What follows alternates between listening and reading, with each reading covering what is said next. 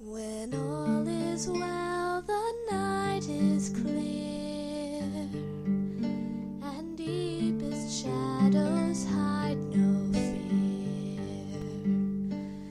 Then listen to the ancient song,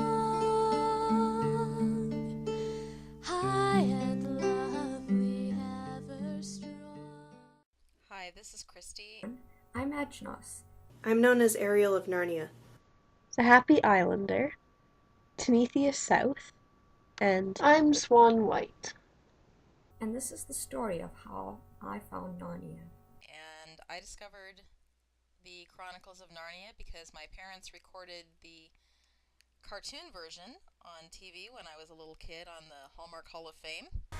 I was probably introduced to Narnia through the BBC movies, more particularly The Lion, the Witch, and the Wardrobe. I didn't really know it very well, so I was kind of little when I watched it. So, I found Narnia sometime, I think it was back in 2007. I can't really remember a time when I didn't know about Narnia. One of my friends introduced me to Narnia by lending me her Focus on the Family Radio Theater CDs. I owned the series for my very own about a week and a half before said friend and I went to go see the movie. It all began in a faraway land on the southern tip of Africa, where a young brother and sister sat huddled around an old cassette player, listening to tape recordings. These recordings told the tales of two brothers and two sisters, living on a damp island far to the north, who had adventures in another world. That was my first introduction to Narnia. And I really enjoyed it. I was probably, 5 or 7 or something, and just thought it was wonderful. I can't remember how old I was, or what version of the stories we listened to back then. I remember almost nothing of the stories themselves, just the experience of sitting there, listening, and being enthralled. But I do kind of remember a time before I was able to read them myself, and I kind of remember my older sister reading them, and I listened to them on cassette tape. And I can remember some of my first images or ideas from Narnia, and like when I heard Magician's Nephew on the cassette tape, and they talked about pools, and the only kind of pool that I knew about was a little plastic kiddie pool.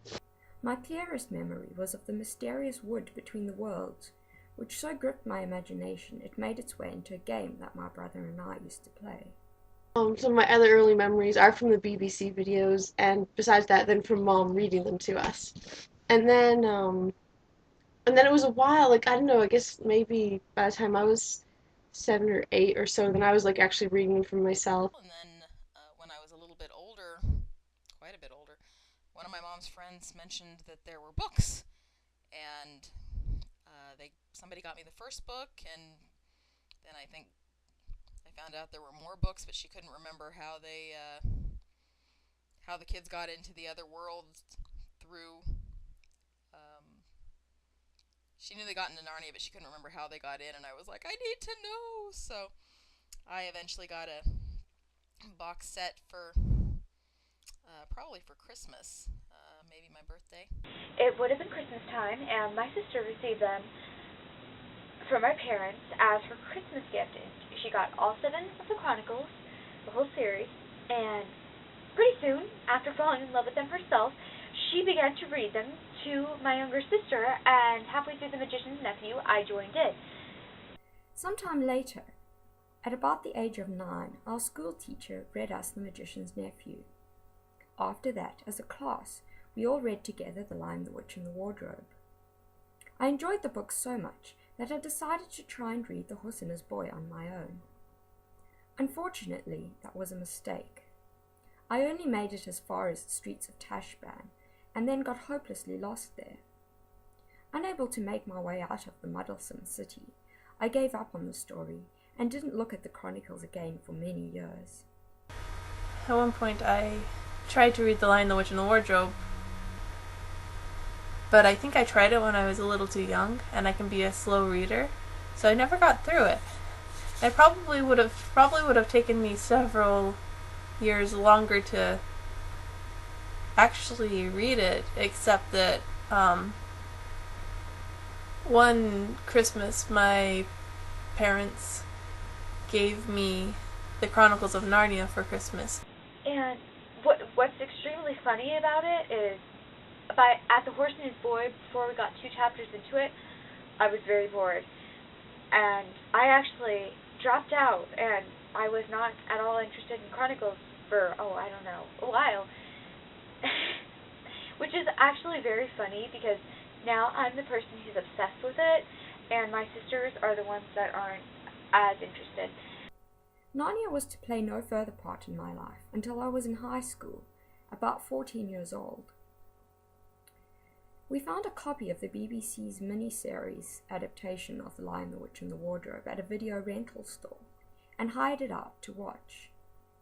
I enjoyed it, and despite the really bad animation, I was inspired to make a second attempt at reading all the books. This time I did not get lost in Tashbaan, but made my way not only out of there into Archenland and Narnia, but all the way to the utter east, the giant lands of the north, Underland, and the end of the world. So yes, I was given the Chronicles of Narnia for Christmas, and we were going for a long car ride, driving for a few hours to see my grandparents, and that's what I read in the car all the way there, and while we were there, and all the way back. 3 years later, my family and I took a trip from our city on the east coast of South Africa to the desert country of Namibia. I had my final national grade 12 exams coming up, and so as an excuse to pretend I was doing work on the trip, I took along translations of The Magician's Nephew and The Lion, the Witch, and the Wardrobe in Afrikaans. My sisters pulled their money together and got the audio dramas from Focus on the Family of all 7 Chronicles, and I started listening to them, and that's when I really fell in love. I probably wouldn't know and love Narnia as much as I do now if it wasn't for being given them for Christmas that year.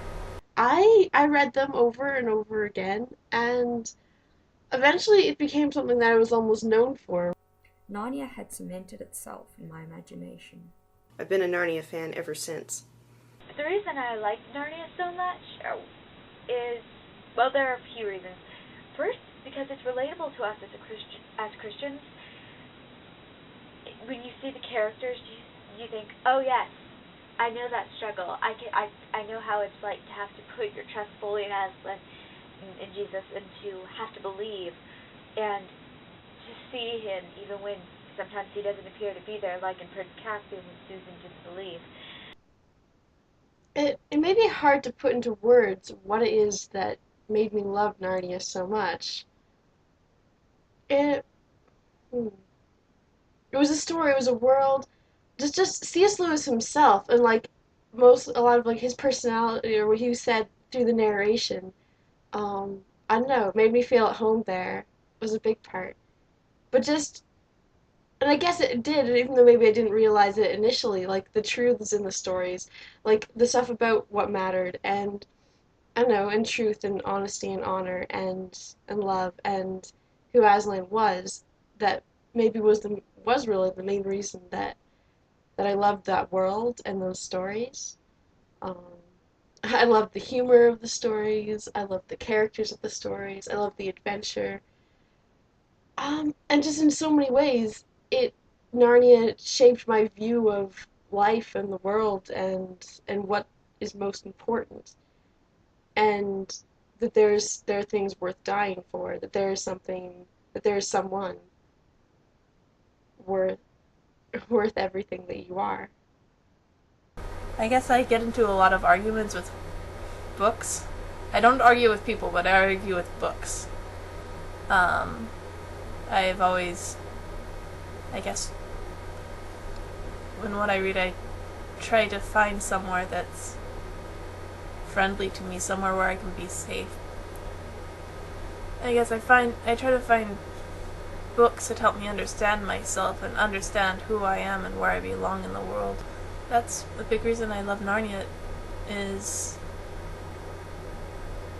it helps me feel safe and it helps me see myself as I am. And the main difference that knowing about Narnia has made is that I started this website and met a whole bunch of amazing friends that have really been such a blessing in my life. The bolt of Tash falls from above.